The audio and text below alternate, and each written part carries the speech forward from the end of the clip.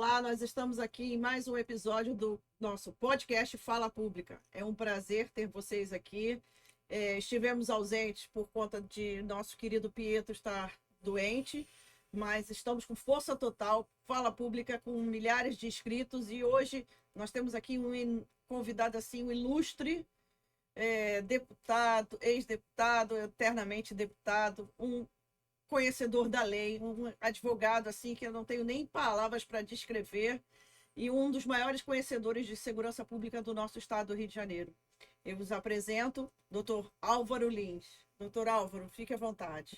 Muito obrigado. Prazer estar aqui com você, Flávia, com o Pietro, poder dividir essa mesa e colocar para vocês e para quem estiver nos assistindo algumas ideias, algumas opiniões sobre essas questões de segurança pública e de política que vem envolvendo também a segurança pública nos últimos anos. Ver se a gente consegue ajudar as pessoas a entenderem o que está acontecendo aqui no Rio de Janeiro. Muito obrigado pela presença do senhor, alguém já comentou.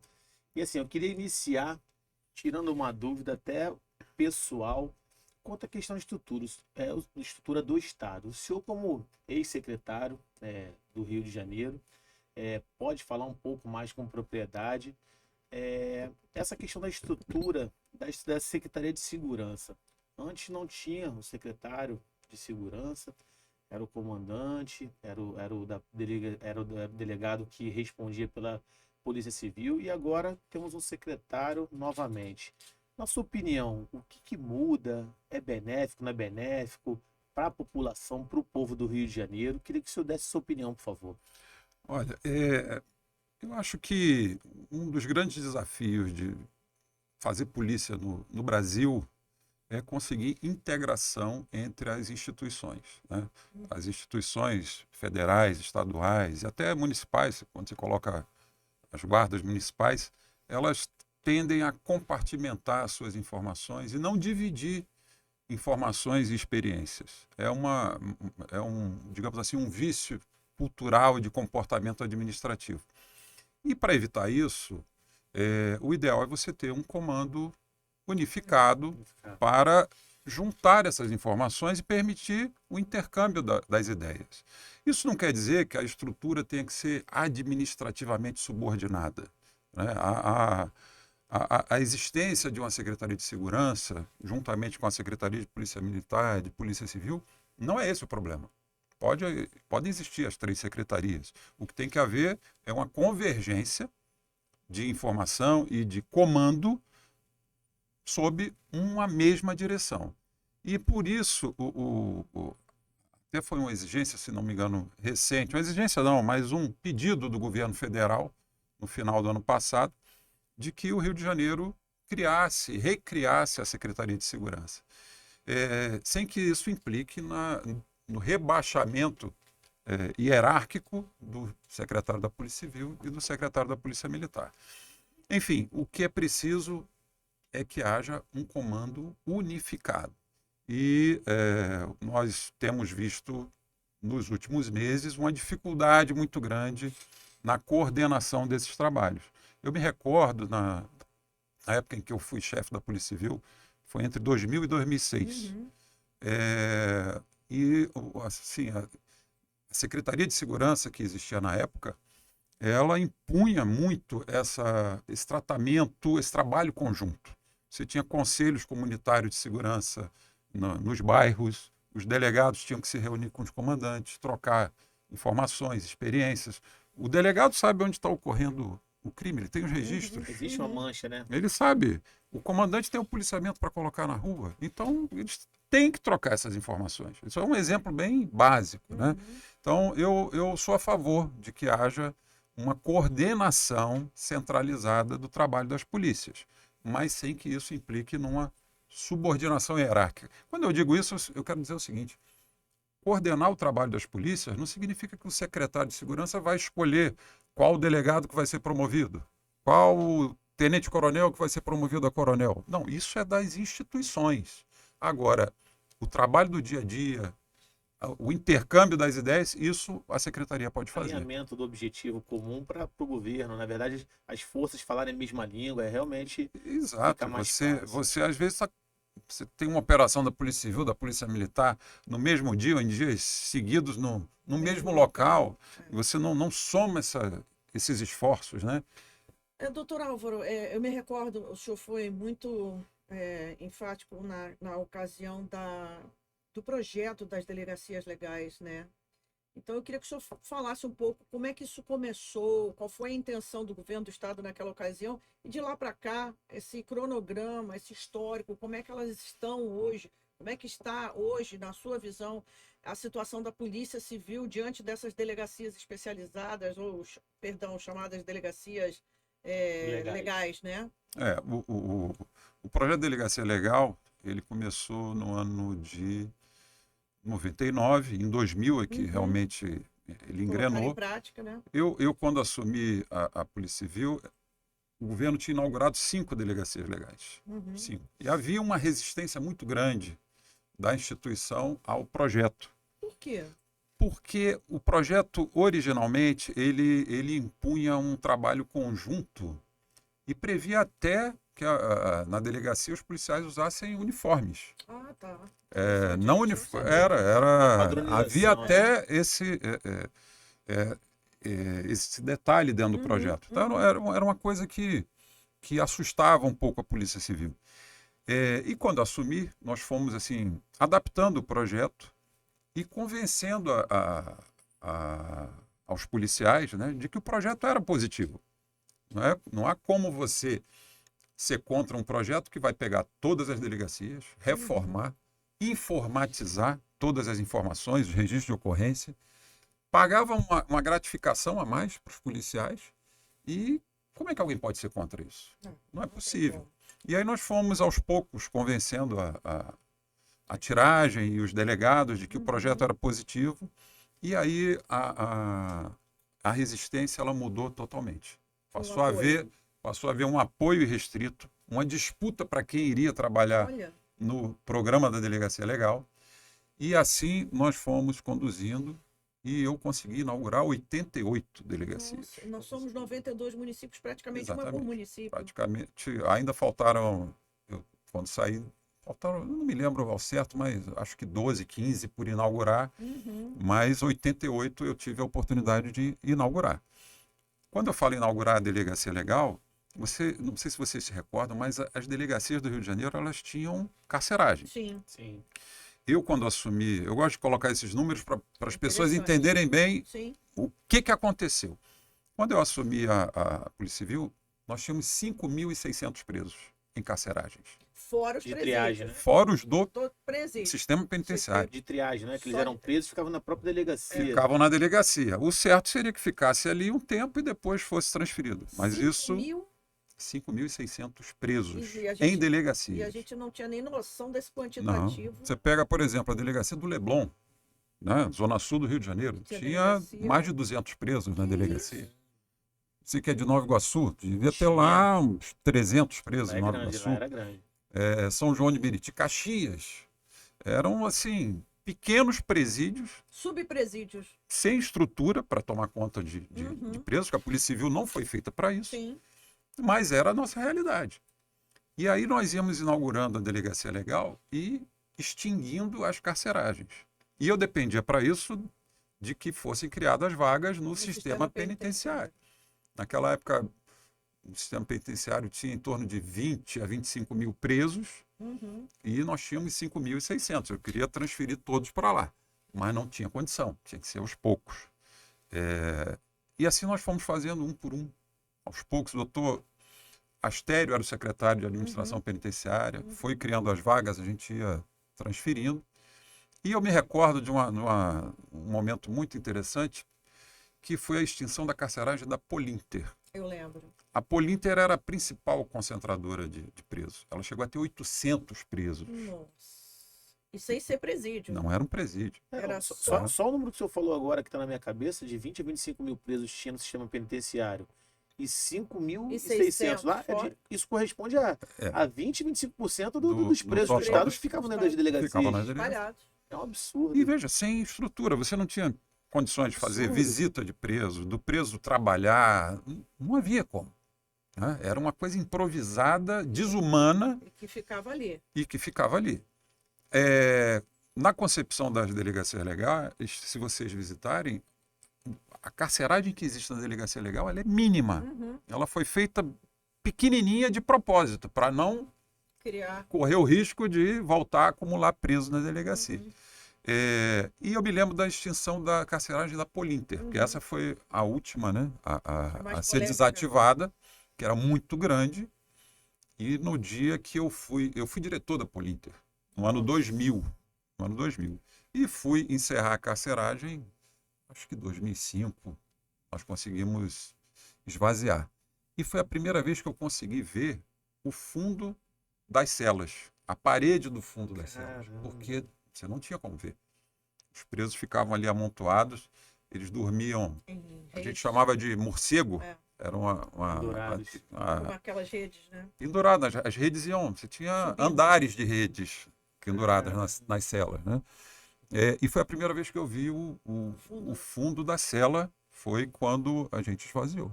E no mesmo dia eu disse, pode derrubar tudo, quebra as paredes, quebra as grades, porque eu não conseguia conceber que aquilo retornasse. Eu não queria que retornasse. Chances zero de Eu falei, voltar. a gente tem que encerrar isso agora. E conseguimos. Uhum. Enfim, foram 88 delegacias inauguradas. Mais um dado. Quando eu assumi a Polícia Civil, foi em novembro de 2000. A polícia tinha... E aí nós já vamos passar para a situação atual para vocês entenderem o que está acontecendo. A Polícia Civil tinha 9.700 policiais ativos, né? Homens e mulheres, 9.700.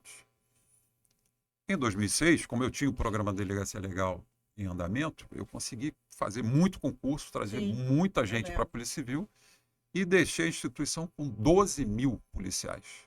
Bacana. Então, foi muita gente que a gente conseguiu aprovar. Uhum. E nesse tempo, houve, lógico, muita gente se aposentando e mesmo assim a gente Renovação conseguiu natural, Uhum. aumentar muito o número do efetivo. Legal. Então, nós pegamos com 9.700, deixamos com 12, 2006. Vocês têm ideia de qual é o efetivo hoje da Polícia Civil? Não. Menos de 8 mil policiais civis Eita. No âmbito do estado do Rio de no Janeiro. estado do Rio de Janeiro. Com 92 municípios, nós temos menos de 8 mil servidores da Polícia Civil. Exato. É menor do Do que o efetivo que existia em lá atrás. 2000. Quando Nós estamos existiam, 24 anos depois. quando existiam as As antigas antigas delegacias delegacias com as com Com as carceragens, com carcerárias, quase 6 mil presos dentro das tendo que das tomar conta unidades. disso tudo, Menos de 8 mil, doutor Alves. É, menos de 8 mil. Então, nós tivemos aí uma defasagem muito grande nos últimos anos, né? A tropa da Polícia Civil, ela já é desgastada, Uhum. né? São policiais antigos, já não tem condições de fazer a mesma coisa que faziam 20 anos atrás. E nós precisamos oxigenar e aumentar esse efetivo. Não adianta você dizer assim, vamos fazer isso, vamos fazer aquilo, você não tem condições de fazer. Uhum. Você não tem efetivo, você não tem gente para atender na delegacia. E pegando esse gancho, já que o senhor falou, a reclamação da população é que a gente não tem polícia. E aí as pessoas não sabem discernir polícia militar de polícia civil. Toda a população fala como um todo.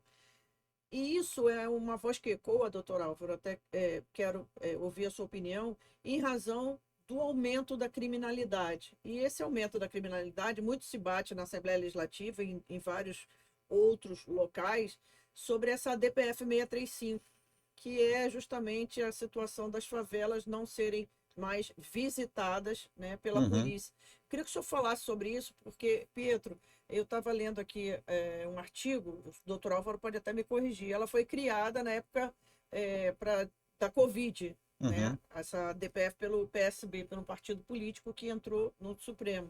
O senhor pode me corrigir, porque eu sou professor de isso direito, mesmo. melhor do que eu para falar. Mas o que mais me deixou assim espantada, doutor Alvo, é que o que aproveitou-se disso daí foi muito pouco, porque sabendo-se da defasagem de servidores que nós temos hoje da Polícia Civil, a Polícia Militar está enxugando gelo, porque o confronto, enquanto eles estão com pistola, os caras estão de fuzil e para lá para cima de .50. E aí, o que está acontecendo? O Comando Vermelho ele tomou a área justamente que era da milícia. Então, a área da Zona Oeste hoje do Rio de Janeiro, antigamente ela era da milícia, ela foi tomada pelo Comando Vermelho. Quer dizer, eles estão descendo das comunidades e tomando os espaços públicos.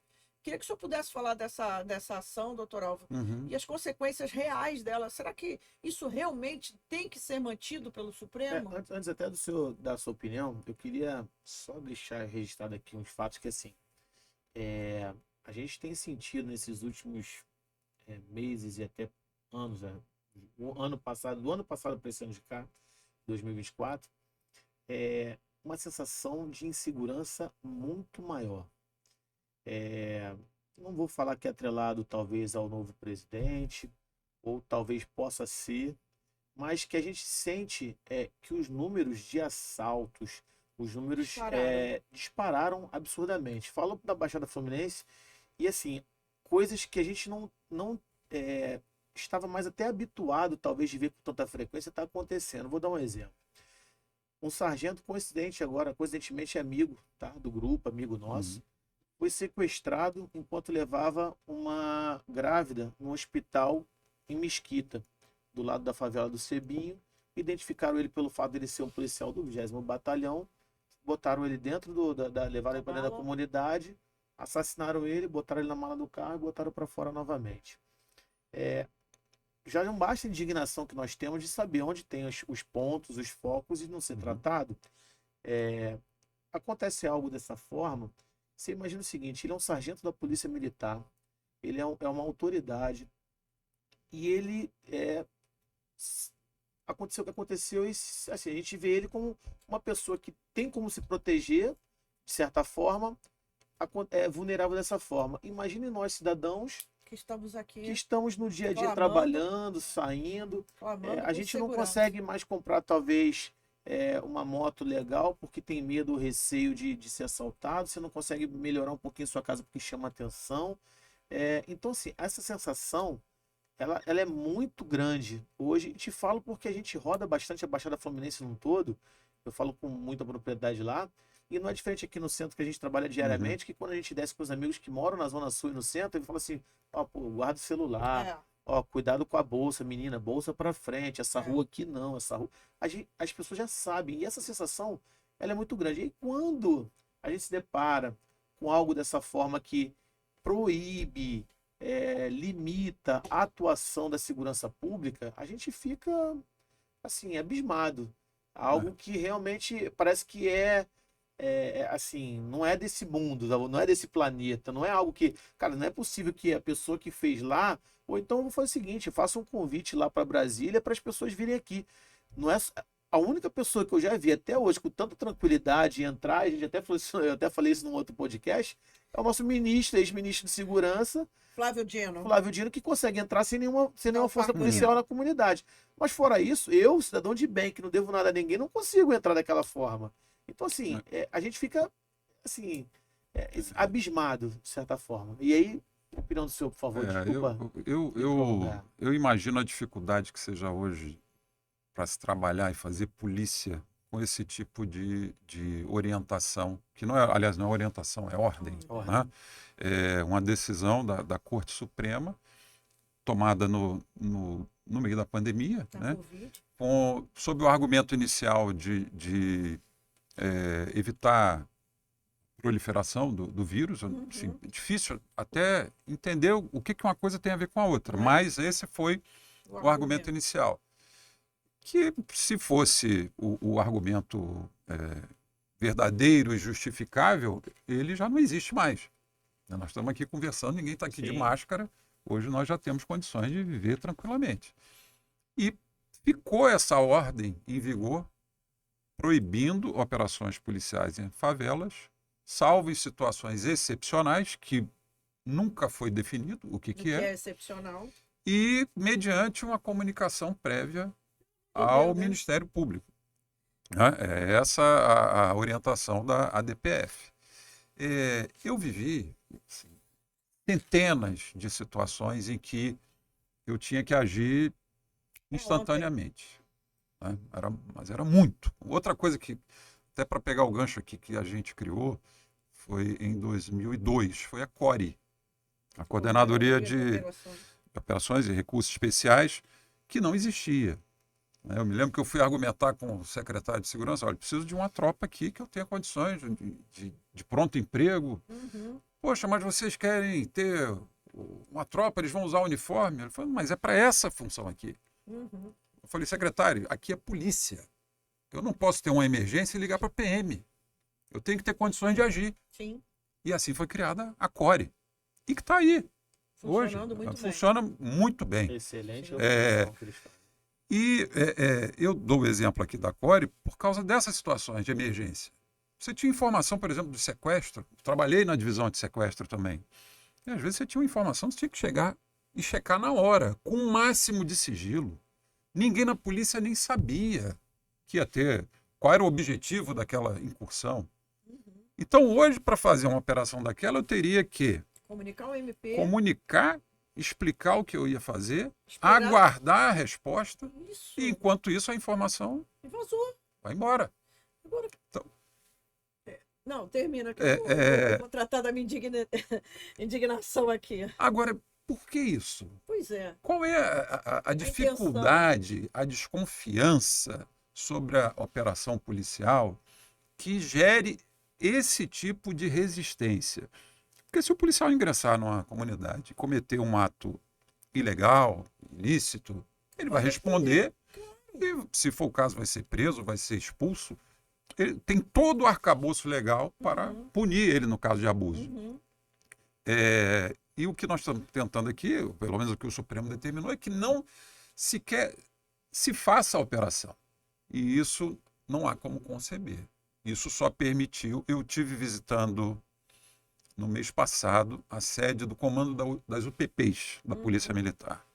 Conversei lá com um capitão jovem, muito inteligente. Eu fiquei impressionado com a capacidade dos oficiais que estavam lá. E ele narrou para mim a sensação que ele foi percebendo, porque ele trabalha lá desde as UPPs, desde a criação. E ele falou, olha, o que nós estamos vendo atualmente é o retorno de tudo aquilo que a gente foi tentando brigar e confrontar, já está restabelecido. Essa proliferação do tráfico e chegando cada vez mais próximo, em vez de você estar sufocando, eles estão ficando mais à vontade. E eu não tenho dúvida que parte disso se deve a essa proibição de operações policiais. Essa questão das UPPs é um projeto que muitos dizem que falido, outros dizem que ainda tem, de certa forma, algum tipo de salvação. Mas a sensação e a percepção de quem de fato vivia isso, e isso eu posso falar com propriedade, que eu tenho muitos amigos que moram, frequentei em locais que a UPP de certa forma se instalou, de certa forma não, se instalou lá com as unidades, é de que assim, o projeto da UPP, ele era, além do poder público de segurança entrar dentro das comunidades, todos os outros as outras secretarias entrariam também, de certa forma, a Secretaria de Serviço Social, a de Saúde, entrariam com os projetos dando apoio. Porque não era só colocar o policial armado lá para poder botar o vagabundo para fora da favela. Era, de fato, trazer dignidade, trazer políticas públicas para dentro da comunidade que não existia antes. E isso a gente viu que, assim, parece que foi andando na frente. A segurança foi lá na frente e os outros ficaram tudo com medo, com receio de entrar ou não entrava, de certa forma. Não sei se houve um bloqueio político, porque muitas das vezes a gente vê que vê, entende e finge que não vê, né? Que politicamente não pode entrar lá, não, melhor deixar quieto. Mas assim, todas as unidades, eu não vejo hoje uma com sucesso. E se você falar para mim que tem uma com sucesso, eu falo assim, não tem, porque atrás da UPP, eles só não ficam na frente da UPP, eles ficam nas costas. Então assim, a gente sabe que foi um projeto. Agora, essa questão da UPP parte muito também desses projetos da década de 2000 para cá. A gente entende que houveram várias tentativas. A delegacia é uma que veio e assim, modificou radicalmente a cara da Polícia Civil. A gente vê que desburocratizaram algumas coisas para poder facilitar. As delegacias antigamente eram lotadas. Eu não queria nem registrar um boletim de ocorrência, eu fosse soltado no celular, porque a fila era tão grande que eu ficava lá 6 horas, 7 horas, te falo, porque já passei por. Eu já fiquei 10 horas dentro da delegacia para registrar um assalto da minha moto. E hoje você vai lá, realmente, hoje está muito mais rápido, está Você faz até pela informatizado. internet. Efetivo, de fato, você não vê. Mas assim, que realmente desburocratizou e informatizou, ficou legal. Hoje, se eu for roubado, assaltado no celular, eu vou na internet e Uhum. registro lá, porque eu não estou ouvindo. Então, assim, essas forças foram, mas será que faltou realmente, de fato, essa questão dos outros poderes, das outras secretarias, das outras pastas, de fato, funcionar? Integrarem, de fato, isso? Quando o senhor estava implantando, percebia algo desse tipo? Porque a gente não vê as coisas acontecerem junto com a segurança. Age só no emergencial, age só na hora que a bomba explode, mas É, ninguém. eu sinto hoje uma ausência de uma política de segurança, né? Você não Isso tem que eu uma queria perguntar pro diretriz, senhor. Nós não temos não existe hoje uma diretriz sobre política o que fazer com pública a para segurança segurança. pública. Eu percebo muito isso até na manifestação dos líderes da polícia, né? Uhum, Você uhum. teve, por exemplo, agora em Seropédica, aquele evento lá Tiroteio. do tiroteio, Um absurdo. Milícia. e eu fiquei imaginando no dia seguinte que iria aparecer o comando, o secretário de segurança, o comando da PM, o O secretário da BOP Polícia Civil, invadindo. não, Uma ação da polícia de e fato, né? tomando a frente do controle daquilo ali, tomando a frente para investigar, para reprimir, para dar uma resposta para aquela comunidade toda de Seropédica, e eu não vi. Nada aconteceu. Não vi. Eu não sei por que há um apagão de Exatamente. liderança O senhor colocou. da polícia. E cabe ao governo impor isso. Ninguém pode se esconder nessa hora. Eu me lembro que assim, todos os problemas que aconteciam fossem coisas boas. A polícia prendeu uma liderança do tráfico, ou a polícia entrou numa favela, errou e baleou uma criança. Eu tinha que estar lá. Eu tomava a frente. E o comandante da PM, peguei vários comandantes, me lembro do Coronel Hudson, Coronel Wilton Soares Ribeiro, Sim, sim, fantástico, impecáveis, fantástico. O Coronel impecáveis. Wilson marcou história, né? Não se escondiam, Ele nunca. não tinha isso. Você pegava o telefone, ligava, providenciava na hora. O comandante atual da PM é uma pessoa, aliás, está saindo, né? Tá É uma entrando. pessoa séria, ninguém tem nada para falar dele. Mas falta essa presença. Eu sou contra essa coisa de, o Relações Públicas da PM vai falar. Não. Não acho isso bom. Eu acho que tem que ter, o líder da instituição tem que tomar a frente e falar. Isso faz uma diferença muito grande na Tanto para a tropa. na reação da tropa e na confiança da população. Exato, a sociedade se sente protegida, né? Exatamente. O senhor falou- Representada. Você falou dessa reação e me veio o caso novamente do final de semana. Se fosse um tempo atrás, na favela do Cebinho, lá com aquele vídeo, no dia seguinte ou no mesmo dia Já tinha existia, uma já ia operação. ter uma operação lá para poder identificar, tentar achar. Nada aconteceu até Olha, agora. eu me recordo, era uma coisa que assim, eu não falava para a imprensa, mas era uma coisa interna que ficava ali entre nós no dia a dia, né?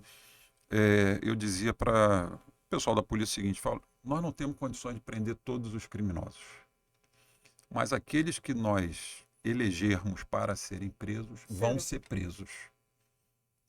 Não adianta dizer, não, mas ele anda com 50 seguranças, ele não sai de dentro da favela. Nós vamos pegar. E pegava. Todos. Não teve nenhum que fosse, não, isso é impossível. Todos que eram impossíveis de serem presos ou serem alcançados, a gente pegava. E eu acho que falta essa resposta. O bandido, o líder criminoso, ele tem que saber que se a polícia quiser, vai pegar ele. O senhor tem como pegar? Tem, claro, sempre conseguiu pegar. Tem que querer pegar e ter condições de fazer. Porque hoje o que eu vejo a polícia é sem condições estruturais de fazer isso. Você com 8 mil homens, tendo que tocar o estado inteiro, quando eu fazia com 12 mil, é difícil você cobrar. Né? Então Não tínhamos essa criminalidade que nós temos hoje, né? O senhor com 12 mil ainda tinha o controle. Agora imagina 8 mil com essa criminalidade. Exatamente. A população aumenta, a migração de pessoas de fora para dentro do país aumenta. a gente entende que quando diminui também o policiamento e as comunidades também aumentam, então assim, o número de criminalidade, pô, todo mundo tá na comunidade é criminoso? Não. Mas a Não. tendência lá, a gente sabe que é muito maior. Então, de fato, quando você vê, se você pegar 10 anos atrás, o Morro X era do tamanhozinho. Hoje o pessoal já tomou mata, aumentou, já está chegando do outro lado. Então, assim, Muito realmente. maior. Então, assim, ficou a área deles, a área de atuação não, que eles atuam é na cidade, né? A área deles se esconderem lá, o reduto deles aumentaram absurdamente. E aí, como é que você faz para pegar. Quanto mais. E assim, parece que é até igual erva daninha, né? Vai um preso, um morre e aparece Tem mais 10. 10. Para eles recrutar é mole. Se você for pegar o exército do tráfico hoje, dos milicianos de fato, que eram, sei lá, 20 mil há 10 anos atrás, hoje deve ser uns 40, 50, 60. Porque eles conseguem pelo status, pelo poder, pela aquela ilusão de estar por acima de qualquer coisa, tudo. Eles conseguem recrutar de uma forma fácil. E o Estado tem essa dificuldade de Doutor realmente trazer O senhor me mais. falou uma palavra que muito me preocupou aqui. Esse apagão que está acontecendo hoje não é não é nenhum teatro, não é nenhuma fábula, que o crime hoje ele domina o estado do Rio de Janeiro. A gente tem aí, de fato, um domínio que a gente não consegue enxergar onde estão as nossas políticas públicas de segurança e onde, o senhor bem falou, a nossa polícia tem que querer agir. Só que ela tem que ter subsídios, ela tem que ter equipamentos, ela tem que ter pessoal. O que mais está faltando para a gente poder atuar, doutor Álvaro? Porque a gente não sabe a quem recorrer. A quem a gente vai recorrer? Que o poder está na caneta. O poder está na caneta, o poder não está na nossa fala dia a dia, na nossa briga, na nossa conversa no supermercado, no trabalho.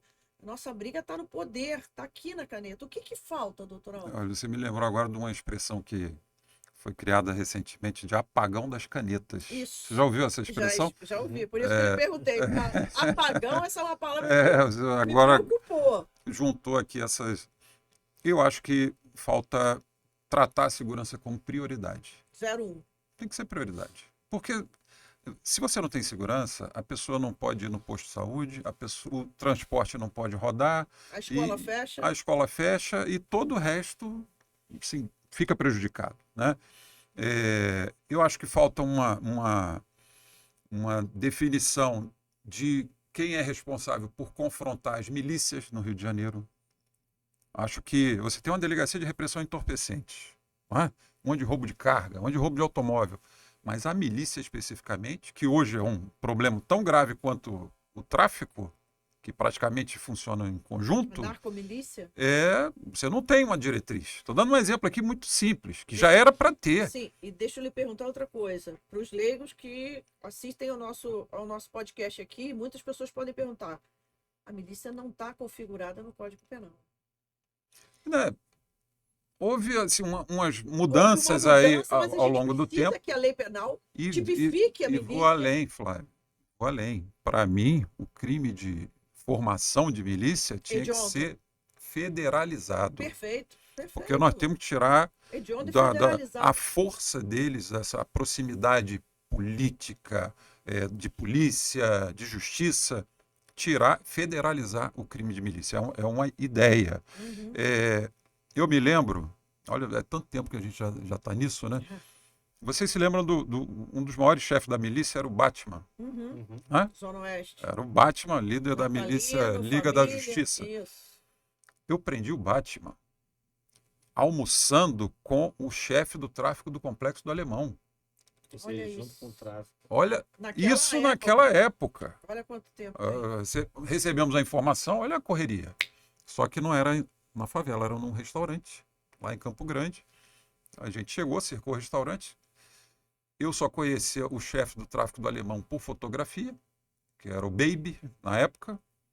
Aí você imagina a cena, entrando no restaurante, Cara crachá. olhando a foto para a cara de cada pessoa nas mesas.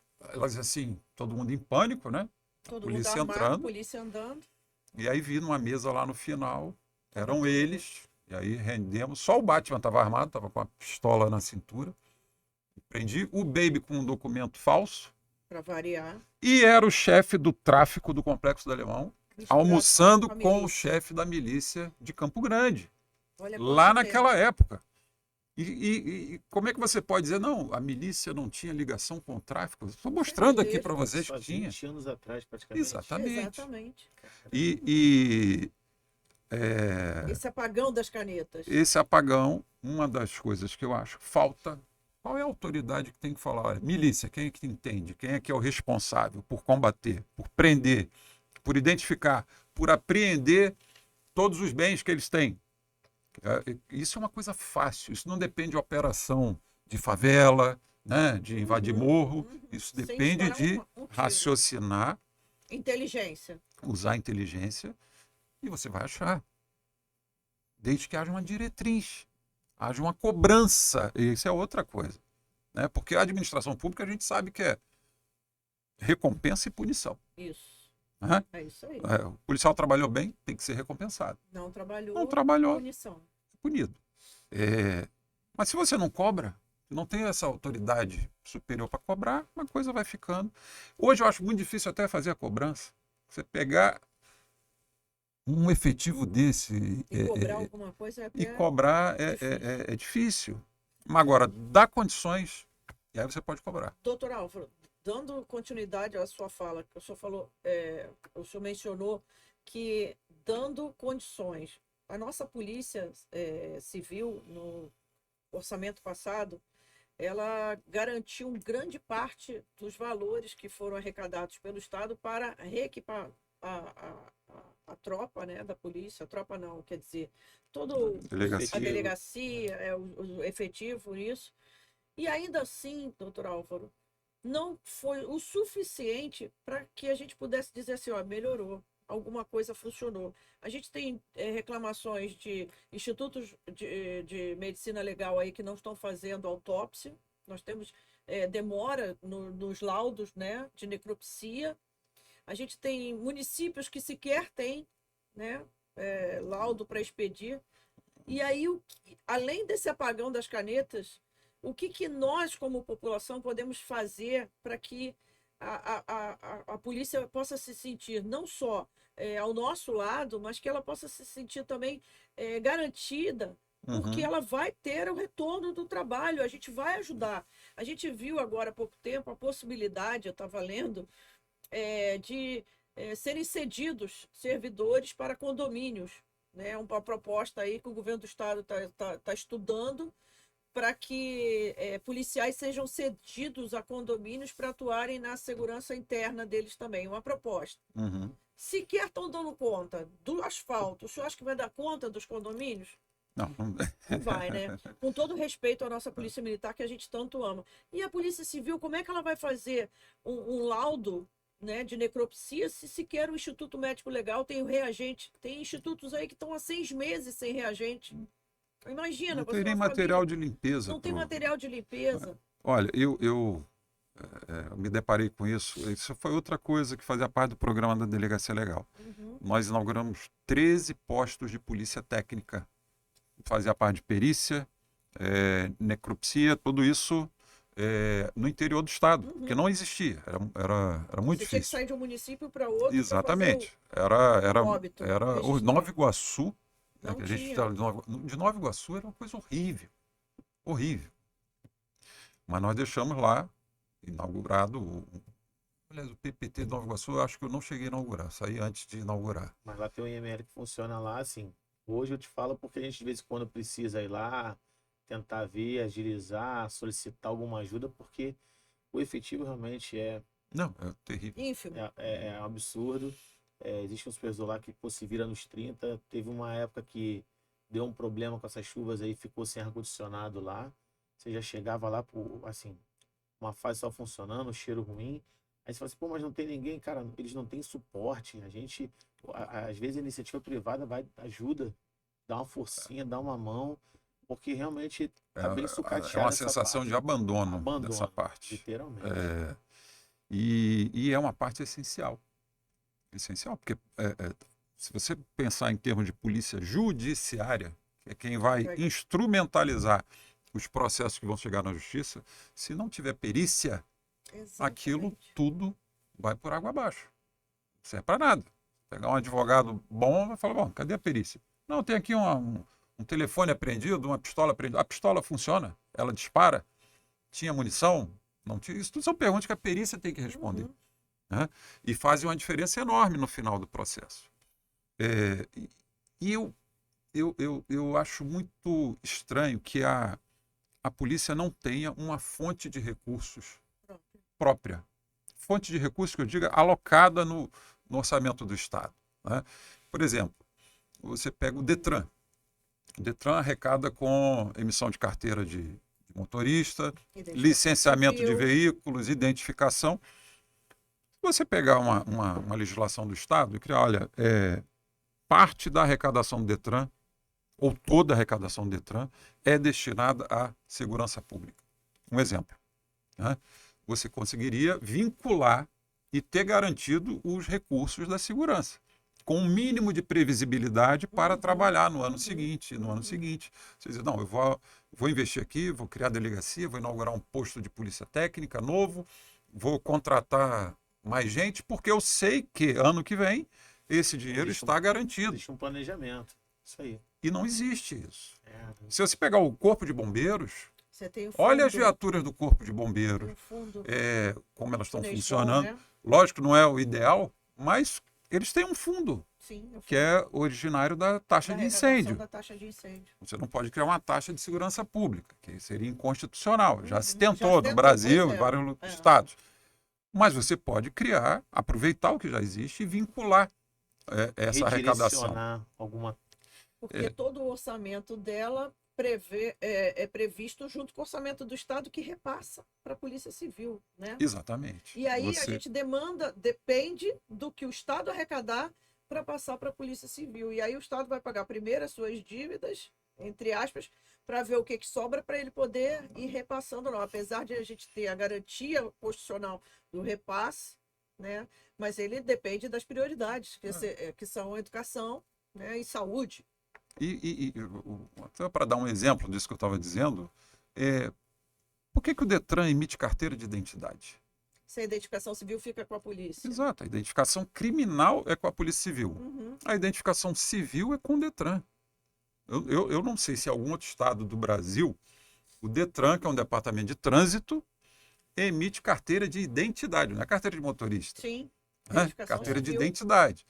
Isso foi, no momento, acho que foi no governo Marcelo Alencar ainda, que o Detran recebeu muito recurso da parte de informática e aproveitou para fazer a identificação civil. Naquele momento ali. Mas essas coisas que vão se perpetuando, né? E isso que era um serviço do Instituto Félix Pacheco, É isso. que é da E Polícia FP. Civil, É. nunca voltou. Antigamente você tinha na polícia, na identificação, né? IFP. IFP. É IFP ou Detran? Agora você tem que perguntar, IFP ou Detran? É a mesma coisa. não, Agora não é Detran. Agora é A Detran. identidade eu tirei com 14 anos de idade. Era e IFP, FP. eu também fui Pois é, IFP. Hoje, se você for renovar, É Detran. vai vir DP. Agora, doutor Álvaro, assim, muito particularmente, se o senhor hoje tivesse que assumir a Secretaria de Segurança Pública do Estado do Rio de Janeiro, o que o senhor faria de imediato? Ó, essa pergunta Veluda. O que essa o é senhor faria de pesada. imediato? De imediato é tomar a frente. Chamaria para si? Tomar a frente de tudo das instituições. À frente, conversar com os comandantes, os delegados. A partir de agora, É assim. vocês têm que se responsabilizar pelo que acontece na sua área. Não é se responsabilizar no sentido de ocorreu um crime ali, a culpa é minha. Não. É se responsabilizar pela resolução, pela solução. Continuidade da investigação. Ir lá conversar com aquela família que foi atingida, com aquela escola que foi assaltada. Coloquem a cara. Eu acho que o secretário de Segurança, o comandante da PM da Polícia Civil, tinha que ter uma lei obrigando eles, no caso de morte de um policial, quem tem que avisar a família são eles. Não Perfeito. pode delegar isso para um tenente do batalhão, não. Morreu um policial, você tem que ir. Vai lá falar com a família, para você compreender a sua responsabilidade. Né? Ali à toa. Eu fui na UPP, eu estava falando isso, eu fiquei chocado com um quadro que tem na entrada, com as placas dos policiais mortos só na UPP. foram mais de 60. Só trabalhando na UPP. Se você pegar a polícia inteira, nós vamos ter números aí gigantes. E sem contar, doutor Alvo, que muitas dessas UPPs, elas são colocadas como é que é o nome daquilo? Feito um caixote de aço? Como é que é o nome? Um container.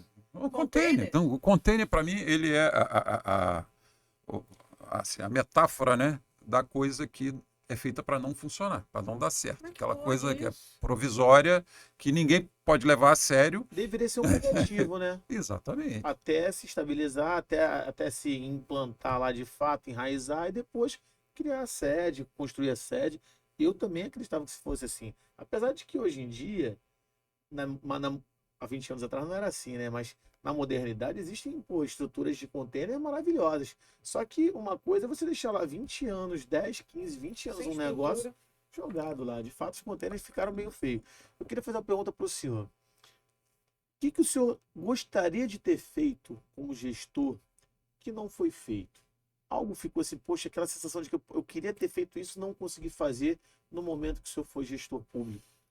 Olha, uma coisa que me incomoda na estrutura da Polícia Civil, que não depende tanto do secretário, né? Isso é uma questão nacional e que eu acho que tinha que mudar, pelo que eu vejo no mundo inteiro, é o fato do tira ele não ter condições de chegar a delegado.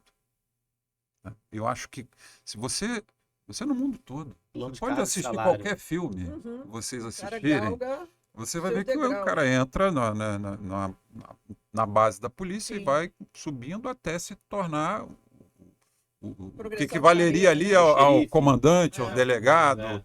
Mas é impossível ele entrar direto no topo da carreira. E eu acho que isso é uma coisa que o modelo brasileiro peca em não permitir isso. Né? Antigamente existia uma coisa chamada ascensão funcional, que hoje é vedada pela Constituição. Mas para tudo existe solução. Então, isso é uma coisa que me incomodou muito, que não dependia tanto de mim. Na minha época, eu cheguei nós aprovamos uma lei em 2001, que ficou vigindo muito tempo, até que veio agora a lei orgânica da Polícia Civil, que criou a figura do comissário de polícia. Que era já uma tentativa nossa de criar no último grau da carreira uma figura que assim, correspondesse a todo o empenho, todo o valor que aquele policial deu à Polícia Civil. Bacana, né? E aí, isso foi criado em 2001. Hoje, tudo é o que eu digo, tudo você faz uma mudançazinha num dia, 20 anos depois você vai ver o resultado.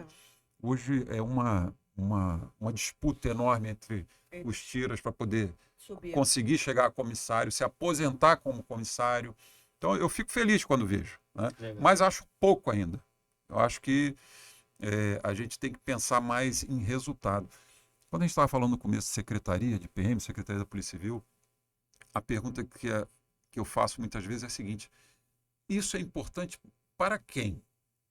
É para a população ou é para o Estado? Não, para a própria instituição. Sim. A instituição ela não é um fim em si mesma, ela não existe para se sustentar, ela existe para prestar um serviço. E a população ela quer ter contato, ela quer saber, quer ver resultado. Então, eu acho que essa é uma coisa que precisava mudar, que eu não tive chance de fazer, que era modificar esse sistema de progressão na carreira policial, entendeu?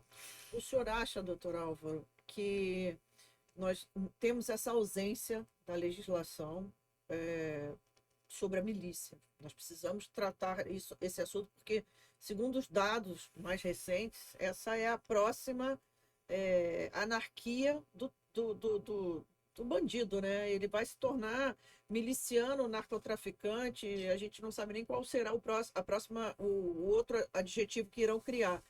Mas o senhor acha que federalizando essa questão, a gente não traz uma ótica um tanto quanto macro e não pontual dessa milícia? Porque a gente sabe que o estado do Rio de Janeiro é um problema com isso. A gente tem crônico. Mas Deixa eu falar para vocês aqui, é muita coisa que eu vivi, Uhum. né? A Muita gente coisa. sabe. Uma vez eu fui convidado pela ONU para elaborar um manual de práticas anti-sequestro das Nações Unidas. Então, nós tivemos uma primeira reunião no México, com 20 e poucos países, e dali 3 foram selecionados para, em Viena, na sede das Nações Unidas da Áustria, fazer o manual de práticas anti-sequestro. E fomos eu, um general da Colômbia e um policial do México, que eu não sei como é que era a estrutura lá da polícia, mas que eram, assim, especialistas em sequestro, combate a sequestro. E eu me lembro conversando com o pessoal da Colômbia, inclusive o general Serrano era um dos que estava lá. Uhum. O general Serrano foi o que comandou a operação da morte do Pablo Escobar. Fazia parte desse grupo. E eles falavam que o grande problema do sequestro na Colômbia eram as áreas de floresta dominadas pelas Farc. Uhum. Porque quando você sequestra uma pessoa e leva para dentro da floresta, o Estado não conseguia entrar e localizar. E hoje, infelizmente, o que eu percebo aqui é que nós estamos começando a viver essa situação. Nós temos áreas no Rio de Janeiro, que é uma área urbana, não estou falando de floresta, hein? Se a gente pensar em Amazonas e tal, aí é que a coisa vai desandar de vez. Nós estamos aqui hoje enxergando áreas em que você não consegue entrar. Tem barricada. Tem barricada, precisa pedir autorização, né? Transporte de aplicativo tem que pedir autorização para entrar. E você não consegue entrar. Então, eu acho que a situação é muito grave. Não há o que esperar mais. Não precisa acontecer mais nada. É só tentar passear pelo Rio de Janeiro, sair dessa área de Zona Sul, você vai ver a realidade. E o senhor falou essa questão do Rio de Janeiro. Acho que o Rio de Janeiro é muito fora da curva de todos os outros estados, né? Essa questão de violência. E aí, essa questão de, às vezes, não conseguir identificar se fosse floresta. Eu li uma matéria, se não me engano, foi hoje de manhã, que existem 105 chefes de facções de outros estados aqui no Rio de Janeiro, escondidos. Sim. E aí, se você tem. Como é que vaza assim, uma informação dessa? E ninguém pega. Que existe. Eu acho que é você fazer um atestado de burrice. Até desculpa a forma que eu estou falando, mas se você identifica que tem 100 e poucos líderes sabe onde aqui. Eles estão? Como é que você sabe que está aqui? Se sabe que está aqui, você provavelmente sabe onde onde estão alguns. Por que não pega? Assim, é justamente aquele atestado que realmente assim, a gente fica meio perplexo com as informações que chegam, que assim, a gente não consegue entender e fica se perguntando. Realmente, assim, faz muito sentido o que o senhor fala, no sentido de, pô, não tem aquela pessoa de atitude. Eu lembro, teve um comandante do Nova Iguaçu, do 20º lá, que foi o Coronel D'Ambrosio, que na época eu era mais novo, mas eu lembro nitidamente que lá a ordem era a seguinte, ó, cada um que se responsabilize com sua área, porque não de fato assim, não pode ter assalto, não, mas se tiver tem que ter uma resposta, tem que ter uma reação. Lá na época funcionava assim mesmo, tá? A viatura ia comunicar do fato ocorrido e hoje em dia existe uma omissão, de certa forma, porque você vê uma família lá morta, lá uma pessoa morta, e quem vai comunicar a família é o próprio amiguinho que viu, é o colega, e o policial só fica lá para poder preservar o Estado até a Polícia Civil chegar. E assim, realmente um descaso muito grande. A gente fica muito triste com essa questão. Você falou do Coronel D'Ambrosio. Lembra da frase que eu disse lá no meio da nossa conversa aqui? Nós não temos condições de prender todo mundo. Mas quem decidir que vai ser preso, vai ser preso. E era essa a mensagem que ele indiretamente passava. Sem dúvida. Ó, se fizer algo aqui matar uma pessoa num assalto, nós vamos lhe pegar. Eu vou parar tudo, mas nós vamos te pegar. E aí, a primeira vez, a segunda vez, pegou o segundo, o terceiro, o quarto, o 10º. Já pensava, ó, você começa... que é problemática. Que não... Porque, de certa forma, os vagabundos, os bandidos, eles também... Eles falam assim, aquela área ali é uma área propícia, é uma área fácil. Quando vê que tem a dificuldade, realmente, ó, pô, não vou fazer lá no outro lado, os caras correm atrás e vão resolver. Invadem. Se tem essa sensação de que, pô, vai se dar mal, não vai. Doutor Álvaro, aí para terminar, é uma pergunta que todo mundo fala. Por que a gente não bota o cara que está lá dentro da cadeia para trabalhar para as famílias que eles prejudicaram? Isso é uma pergunta que todo mundo escuta. Praticou um crime, trabalha, tem sempre o réu, tem sempre o autor dos fatos, né? E ele prejudicou, o cara matou um pai de família. Por que ele não trabalha, ao invés de reduzir a pena, o valor que ele tiver que ganhar com alguma coisa ali dentro, reverte para a família? E aí eu falo isso para o senhor, que é uma pergunta que a gente sabe que existe toda essa nossa legislação penal e de execuções penais que não nos favorece nessa sua resposta, obviamente. Mas o que a gente pode fazer com aqueles caras parados, com mais de não sei quantos mil homens desocupados, com a mente do capeta dentro do sistema penitenciário, né? Porque ali é a faculdade do capeta, que eles só estão ali tramando, estão fazendo golpe de celular de dentro das cadeias para aqui para fora. O que a gente pode fazer com isso, doutor Álvaro? Olha, eu acho que se você for fazer uma pesquisa dentro da prisão, a quantidade de presos que querem trabalhar, você vai se surpreender. Porque tem muita gente ali que quer trabalhar, que quer até para remir a pena. Exato. Né? Exato. Porque hoje, pela lei de execuções, cada 3 dias de trabalho é menos um. Isso. Então, eles querem trabalhar. Só que o Estado não consegue viabilizar. Como é que ele vai trabalhar?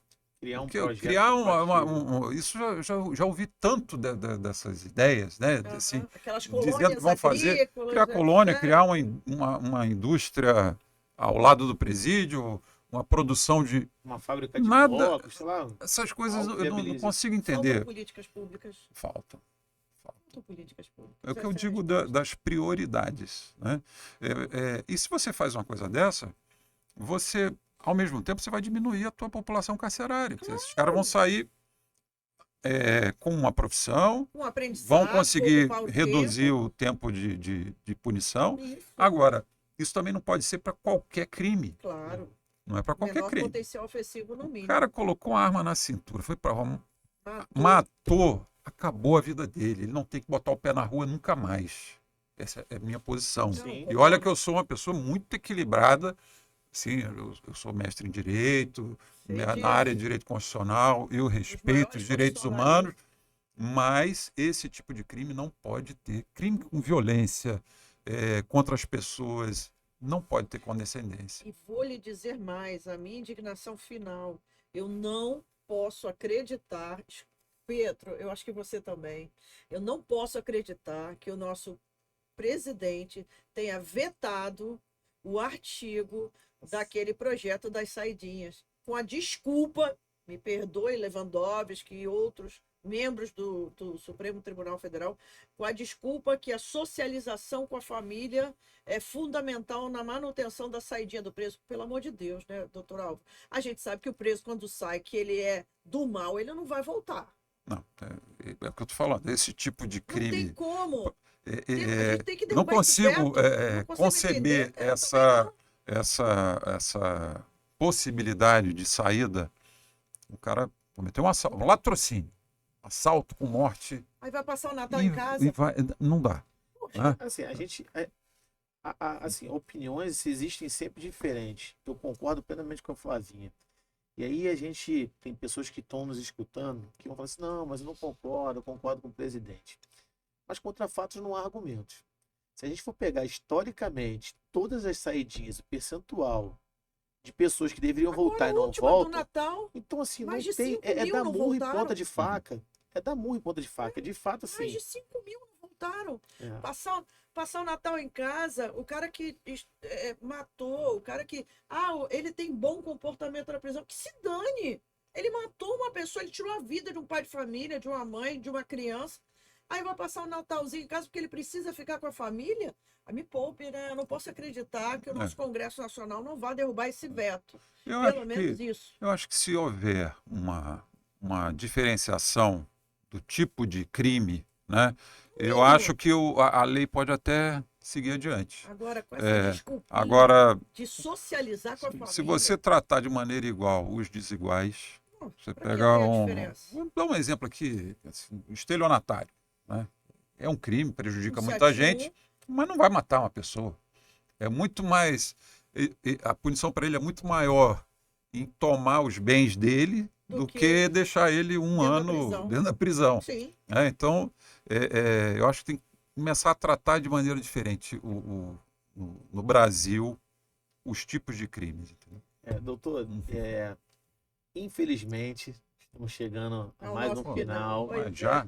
Mas assim, antes eu gostaria de pedir a querida Flávia para fazer uma pergunta que a gente faz aqui para todos os nossos convidados, que é de praxe, para a gente entender um pouquinho assim. E aí, Flávia, faz as honras, por favor.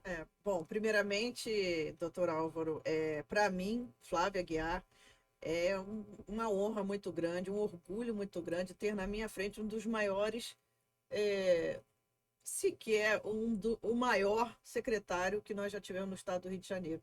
Nós lembramos exatamente a redução do número, como o senhor falou da DAS, o sequestro do Rio de Janeiro chegou a 0. Né? Eu me lembro do seu esforço no combate ao crime organizado, né? Que o senhor subia de colete para cima e para baixo, para tudo quanto é canto. Então, eu quero lhe parabenizar pelo esforço que o senhor dedicou ao Estado do Rio de Janeiro. O senhor é um excelente advogado, que eu tenho certeza que quem tem como professor Dr. Álvaro Lins, com certeza vai ter um aprendizado ímpar na faculdade. E a minha pergunta para o senhor, finalizando, infelizmente, esse podcast que eu achei assim, um dos melhores que nós já fizemos até Muito hoje. Bacana, com certeza. Eu queria perguntar para o senhor o que o doutor Álvaro Lins hoje diria para aquele garoto Álvaro Lins lá atrás, quando ele estava crescendo. O que o senhor diria para ele? Não desista. Siga em frente. Continue com todas as adversidades, todas as dificuldades. Você vai despertar ódios, inimigos, mas siga em frente, que você está no caminho certo. Eu continuo tendo essa convicção. E espero que em breve a gente possa fazer mais. Pessoal, mais uma vez estamos aqui, eu e Pietro, agradecendo a presença de um dos maiores secretários de Estado de Segurança Pública que nós tivemos no Rio de Janeiro. Sequer podemos descrever o currículo dele, Dr. Álvaro Lins. Não deixem de assistir o nosso podcast, porque o que ele trouxe de aprendizado e de história, né, Pietro? Foi fantástico. Não percam o nosso podcast. Fala Pública no YouTube e no Instagram. Um grande abraço, pessoal.